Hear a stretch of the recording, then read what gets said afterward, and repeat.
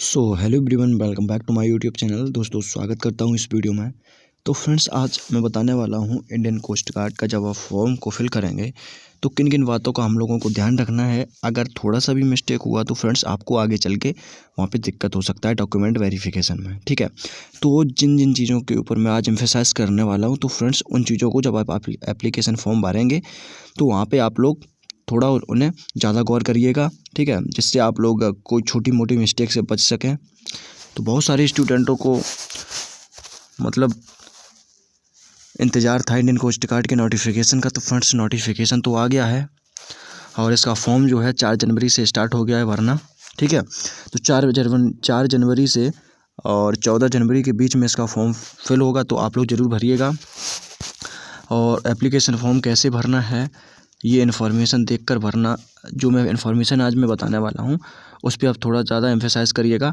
अगर थोड़ा सा भी मिस्टेक हुआ तो आप बाहर होने का रिजेक्शन आपको मिल सकता है। ठीक है, तो फ्रेंड्स आज मैं आपको इस वीडियो में आपको गलती ना होने की सलाह देता हूँ, जिससे आपको डॉक्यूमेंट वेरिफिकेशन में छटने से बचाना है। ठीक है, अगर आपने यहाँ पे एप्लीकेशन फॉर्म को भरते समय थोड़ा सा भी गलती किया तो आप डॉक्यूमेंट वेरिफिकेशन में बाहर हो जाएंगे। ठीक है, तो फ्रेंड्स चलते हैं। सबसे पहले बात करते हैं, अगर आपने मेरी टेलीग्राम ग्रुप को ज्वाइन नहीं किया है, लिंक डिस्क्रिप्शन में दिया गया है, आप उसे जल्दी से जल्दी ज्वाइन कर लीजिएगा। छोटी मोटी इन्फॉर्मेशन मैं अपने टेलीग्राम ग्रुप पर दे देता हूँ, और अगर कोई वीडियो नहीं आता है तो उस पर भी मैं इन्फॉर्म कर देता हूँ। ठीक है, तो चलते हैं। ठीक है, तो आप देख सकते हैं यहाँ पे मैंने इनका ऑफिशियली नोटिफिकेशन पढ़ा है, तो उसमें थोड़ा सा मुझे पॉइंट मिला है, तो मैंने सोचा कि आप लोगों के लिए शेयर किया जाए। तो आप देख सकते हैं कि compulsory document to be uploaded by all candidate during online application. सबसे पहले डॉक्यूमेंट की बात कर लेते हैं कि किस प्रकार से मुझे डॉक्यूमेंट चाहिए और किस प्रकार से मुझे अपलोड करने हैं। ठीक है, तो सबसे पहला पॉइंट है पासपोर्ट साइज़ फ़ोटो रिसेंट, और उन्होंने बोला है कि 15 दिसंबर 2021 से पहले का नहीं होना चाहिए। तो passport size recent colour photograph होनी चाहिए, वो भी 15 दिसंबर 2021 से पहले की नहीं होनी चाहिए। क्लियर बात है। उसके बाद बोला है front portrait is light background without head gear expected of for six the photograph is to taken with candidate holding a black slate in front of this chest with his name and date of photograph taken clearly written on the with white chalk in capital letter। तो friends बात यह है, जब आप photo को खिंचवाने जाएंगे तो वहाँ पे एक स्लेट मिलेगा आपको, तो यहाँ पे आपको स्लेट वाली फ़ोटो खिंचवानी है। ठीक है, अगर आपने सादा फ़ोटो लगा दी तो वहाँ पे आपको रिजेक्शन मिलेगा। ठीक है, ये आप लोग समझ सकते हैं कि जो नोटिफिकेशन में आपको नोटिफिकेशन के अनुसार ही भर कर करना है। उसके बाद बात है कैंडिडेट स्कैन सिग्नेचर इमेज।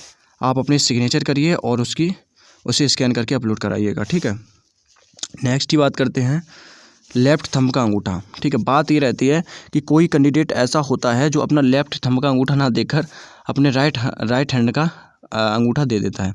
तो फ्रेंड्स आप लोग अपना अंगूठा तो सही दीजिएगा, वहाँ पे आपको थोड़ा सा प्रॉब्लम हो सकता है। उसके बाद डेट ऑफ बर्थ सर्टिफिकेट के स्थान पर आप 10th का मार्कशीट अपलोड करेंगे, और फ़ोटो आइडेंटिटी की जगह पे आप आधार कार्ड हुआ, वोटर आईडी हुई, पासपोर्ट, पैन कार्ड, ठीक है, ड्राइविंग लाइसेंस, ये आपका आइडेंटिटी प्रूफ के अनुसार के स्थान पर आप लोग अपलोड करेंगे। ठीक है, उसके बाद 10th का मार्कशीट हुआ, 10th का सर्टिफिकेट हुआ। उसके बाद EWS, ये caste certificate SC ST OBC के लिए होता है, तो ये अगर आप इससे बिलोंग करते हैं तो आप यहाँ पे कास्ट सर्टिफिकेट अपना लगाइएगा। उसके बाद स्कैन सिग्नेचर ऑफ पेरेंट्स, यहाँ पे पेरेंट्स का या मदर हो या फादर हो, उनके एक सिग्नेचर चाहिए। ठीक है, अगर आप 18 साल से छोटे हो तो आप मम्मी पापा का सिग्नेचर करा सकते हैं, अगर नहीं है तो कोई ज़रूरत भी नहीं है। ठीक है, उसके बाद कैंडिडेट हैंड राइटिंग डिक्लेरेशन जो उसमें दिया गया है उसे आपको लिखना है। जब आप फॉर्म को अप्लाई करेंगे तो वहाँ पे एक सेल्फ डिक्लेरेशन मिलेगा। ठीक है, तो वहाँ पे उसी को आपको देखकर लिखना है। ठीक है, तो उसके बाद है सर्विस सर्टिफिकेट NOC। अगर आप जैसे कोई किसी गवर्नमेंट जॉब कर रहे हो तो वहाँ पे एक NOC नॉन ऑब्जेक्शन सर्टिफिकेट मिलता है, तो वो भी अगर आपके पास हो तो आप लगा सकते हैं। ठीक है, उसके बाद नोट पॉइंट में क्या लिखा गया है कि if the board is issue only 10th class mark sheet and not the 10th class pass certificate, then the candidate to uploaded 10th class mark sheet for 10th class certificate। Friends बहुत सारे student ऐसे होते हैं कि marksheet की जगह पे अपना सर्टिफिकेट अपलोड कर देते हैं और कोई सर्टिफिकेट के स्थान पर अपना मार्कशीट अपलोड कर देते हैं। तो फ्रेंड्स ये बात छोटी मोटी गलतियाँ आपको बहुत बड़ा धोखा दे सकती हैं। ठीक है, गलती जो है छोटी मोटी मत करिएगा कि छोटी मोटी गलती ही आपको बड़ा धोखा देंगी। मतलब धोखा देने का मतलब ये है कि आपको वहाँ पे बाहर निकलवा देंगी। ठीक है, तो आप जो छोटी मोटी जो गलतियाँ आप करेंगे तो उसे आप अवॉइड करिएगा और आप आराम से फार्म को भरिएगा। उसके बाद बात करते हैं जीडी के लिए। जीडी के लिए आपको पता है कि जनरल ड्यूटी के लिए 12th पास मांगा जाता है, तो 12th की मार्कशीट और सर्टिफिकेट आपको ज़रूरी है और जितने भी मैंने डॉक्यूमेंट बताए हुए हैं वो आपको डॉक्यूमेंट चाहिए। और उसके बाद बात कर लेते हैं। ठीक है, तो अब ये बात है, इसमें डायरेक्ट लिखा है list of optional document to be uploaded by candidate if shortlisted for stage 2nd। कुछ नहीं इसमें, देखो डायरेक्ट बोला गया है अगर आप लोगों के पास जो कैटेगरी सर्टिफिकेट है वो लगभग में आपका 14 जनवरी 2022 से 14 जनवरी 2022 से पहले का होना चाहिए। ठीक है, 14 जनवरी 22 से पहले का होना चाहिए और इसका जो वैलिडिटी डेट है, जो एंड डेट हो जाएगा वो आपका 31 दिसंबर 2022 तक होना चाहिए। अगर इससे पहले हुआ तो फ्रेंड्स आप जो है नया बनवा लीजिए, अभी टाइम है तो आप लोग जल्दी से जल्दी नया बनवा लीजिए जिससे आपको कोई प्रॉब्लम ना हो। ठीक है, तो ये प्रॉब्लम रहता है कि एक्सपायर, कोई स्टूडेंट ऐसा होता है कि एक्सपायर वाला वहाँ पे अपलोड कर देता है जिससे आप लोगों को डॉक्यूमेंट वेरिफिकेशन में थोड़ा मोटा दिक्कत होता है। ठीक है, उसके बाद बात करते हैं रिजेक्शन का।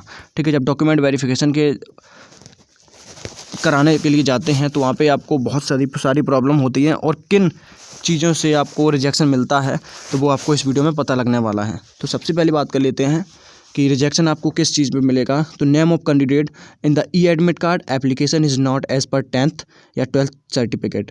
जब आप एप्लीकेशन को भरते हैं तो वहाँ पे आपका अगर नाम गलत हो जाता है तो जिससे आपका 10th और 12th की मार्कशीट के अनुसार में आपका नाम जो मैच नहीं खाता है तो वहाँ पे आपको आउट कर देते हैं, आपको फेक बंदा समझ के। ठीक है, उसके बाद date of birth of candidate in the e admit card application is not as per. ठीक है, बोला है कि जो आपका डेट ऑफ बर्थ सर्टिफिकेट है या डेट ऑफ बर्थ आपकी है वो आपकी एप्लीकेशन के अनुसार में जो आपने दी हुई है, एप्लीकेशन में सबमिशन करी हुई है, वो आपकी 10th और 12th की मार्कशीट के अनुसार से नहीं मैच खा रही है। ठीक है, तो वहाँ पे आपको आउट कर दिया जाता है। उसके बाद बात करते हैं father name of candidate in the e admit card. जैसे आपके पिता का नाम आप जब एप्लीकेशन फॉर्म को फिल करते हैं तो भरते हैं और फिर छोटा मोटा मिस्टेक हो जाता है तो आपका जो 10th और 12th की मार्कशीट के हिसाब से वो नाम नहीं रहता है, मतलब सेम नहीं रहता है। 12th एंड 10th की मार्कशीट में जो नाम रहता है वो एप्लीकेशन में जो है सेम नहीं रहता है, तो यहाँ से आपको रिजेक्शन का पॉइंट मिल जाता है। उसके बाद candidate name and father name. देखो आप कोई भी गलत इन्फॉर्मेशन मत भरिएगा, छोटा मोटा मिस्टेक आपको बहुत दिक्कत करेगा आगे, तो बहुत बारीकी से आप फॉर्म को भरिएगा। जैसे किसी का कैंडिडेट नेम हुआ या फादर नेम हुआ, वो आपका ओबीसी या मतलब कोई कास्ट सर्टिफिकेट हुआ उसमें मैच नहीं खा रहा है, ठीक है, तो वहाँ पे आपको प्रॉब्लम होगा। और non submission of required original document, वो तो आपको पता है कि जब आप स्टेज 3rd के लिए जाएंगे तो वहाँ पे ओरिजिनल डॉक्यूमेंट आपको अपलोड करने हैं। ठीक है, और बात कर लेते हैं, आप जैसे कोई रॉन्ग अपनी इन्फॉर्मेशन देते हैं तो वहाँ पे आपको रिजेक्शन मिल जाता है। बात करते हैं ओबीसी या SC ST जो सर्टिफिकेट है वो आपको सेंट्रल गवर्नमेंट का होना चाहिए। अगर आपका ओबीसी सर्टिफिकेट या EWS सर्टिफिकेट या SC ST सर्टिफिकेट जो कैटेगरी सर्टिफिकेट होता है, कास्ट सर्टिफिकेट होता है, अगर वो सेंट्रल लेवल का नहीं हुआ, सेंट्रल गवर्नमेंट का नहीं हुआ तो फ्रेंड्स आपको रिजेक्शन मिलेगा। लेकिन कुछ अब स्टूडेंट यहाँ पे ये बात करेंगे सर मेरा तो EWS जो है उत्तर प्रदेश का है तो क्या चलेगा। तो फ्रेंड्स मैं बात करता हूँ कि देखो चलेगा, क्यों नहीं चलेगा, पता क्यों नहीं चलेगा भाई। यहाँ पे कुछ पॉइंट लिखे होते हैं, जैसे आपके पास जो आपकी जो आय होती है सालाना कुछ 8 लाख या 8,000 से मतलब मिनिमम होनी चाहिए। तो यहाँ पे अगर आपके पॉइंट जो हैं, आप जैसे किसी भी स्टेट से बिलोंग करते हैं, जैसे उत्तर प्रदेश का मान लीजिए, उत्तर प्रदेश का जो EWS सर्टिफिकेट है वो आपका सेंट्रल गवर्नमेंट जो इशू करती है सर्टिफिकेट, उससे बिल्कुल मिलता जुलता है। तो यहाँ पे प्रॉब्लम नहीं होता है, उत्तर प्रदेश वाले स्टूडेंटों के लिए यहाँ पे प्रॉब्लम नहीं होता है। पर अदर स्टूडेंटों के लिए बात करें तो वहाँ पे आपको जो है सेंट्रल गवर्नमेंट का EWS सर्टिफिकेट बनवाना पड़ेगा, क्योंकि वहाँ पे जो उनके जो रूल्स होते हैं वो फॉलो नहीं होते सेंट्रल गवर्नमेंट के EWS के अनुसार में, तो वहाँ पे आपको दिक्कत हो सकता है। ठीक है। और उसके बाद बहुत सारे स्टूडेंट ऐसे होते हैं कि आपके जैसे मार्क 405 मार्क हैं और उन्होंने ऐड किया तो 410 कर दिए, तो मतलब 5 मार्क बढ़ा दिए या 5 मार्क कम कर दिए। देखो, कम हो जाएंगे तो कोई प्रॉब्लम नहीं होगा, अगर ज़्यादा हो गए तो फ्रेंड्स आपको प्रॉब्लम होगा। ठीक है। तो आप लोग अपने परसेंटेज को और अपने होल ऑफ नंबर को, उसके बाद आप अपने टोटल नंबर को आप बिल्कुल आराम से एक्यूरेसी की तरीके से वहाँ पे आप लोग ऐड करिएगा, जिससे आप लोगों को छोटी मोटी मिस्टेक ना हो। ठीक है। उसके बाद अगर आप जैसे photograph in the application form does not match, अगर आपकी जो फ़ोटो है वो अगर मैच नहीं हुई जब आप जाएंगे डॉक्यूमेंट वेरिफिकेशन के लिए, तो वहाँ पे अगर आपका जो फ़ोटोग्राफ है वो अगर मैच नहीं हुआ तो आप वहाँ पे आउट हो सकते हैं। उसके बाद सिग्नेचर हुआ, अगर आपने सिग्नेचर जब करते हैं एप्लीकेशन फॉर्म में, तो अगर नहीं हुआ रिटन एग्ज़ाम के समय में आपके सिग्नेचर जो है मैच नहीं हुए, तो फ्रेंड्स आपको वहाँ पे रिजेक्शन मिलेगा। ठीक है। उसके बाद अगर आपके पास ओरिजिनल, जैसे आप एप्लीकेशन फॉर्म को भरते हैं तो आपके पास जैसे ओरिजिनल डॉक्यूमेंट नहीं रहता है, मान लीजिए आधार कार्ड हुआ, ड्राइविंग लाइसेंस हुआ, पासपोर्ट हुआ। ठीक है। तो ये मतलब जितने भी आइडेंटिटी प्रूफ सर्टिफिकेट हैं आपके पास, जैसे वो डॉक्यूमेंट नहीं हुए तो आप ओरिजिनल जो आपने लगाया है एप्लीकेशन फॉर्म में, अगर वो नहीं हुआ आपके पास, वहाँ पे आपको वापस कर दिया जाएगा। ठीक है। उसके बाद बात करते हैं, अगर आपकी जो है एज क्राइटेरिया वहाँ पे मैच नहीं खाई। ठीक है। जैसे मैच होता है, किसी के नहीं खाती है मैच, ठीक है, तो वहाँ पे आपको वापस भेज दिया जाएगा। उसके बाद बायोमेट्रिक में बहुत प्रॉब्लम रहता है, बहुत सारे स्टूडेंटों का जो है बायोमेट्रिक रिकॉर्ड बहुत ख़राब रहता है। तो वहाँ पे जब जाते हैं स्टेज सेकंड के लिए, वहाँ पे जब बायोमेट्रिक लिया जाता है तो फ्रेंड्स उनका बायोमेट्रिक आता ही नहीं है, तो उन्हें बायोमेट्रिक के चक्कर में वापस आना पड़ता है। ठीक है। तो फ्रेंड्स बात करते हैं ओरिजिनल, सभी ओरिजिनल डॉक्यूमेंट आप यहाँ पे अपलोड करिएगा, एक भी फेक जानकारी आप नहीं दीजिएगा। अगर आपने फेक जानकारी दी तो फ्रेंड्स आपको प्रॉब्लम हो सकता है। तो फ्रेंड्स छोटी मोटी जानकारी आप लोगों के लिए मैंने दे दी है, अगर आपको अच्छी लगी हो तो लाइक एंड सब्सक्राइब जरूर करिएगा। चैनल पर नए आए हो तो चैनल को जरूर सब्सक्राइब कर देना, आपको इसी प्रकार से लगातार वीडियो मिलता रहता है। तो जय हिंद, जय भारत, वंदे मातरम।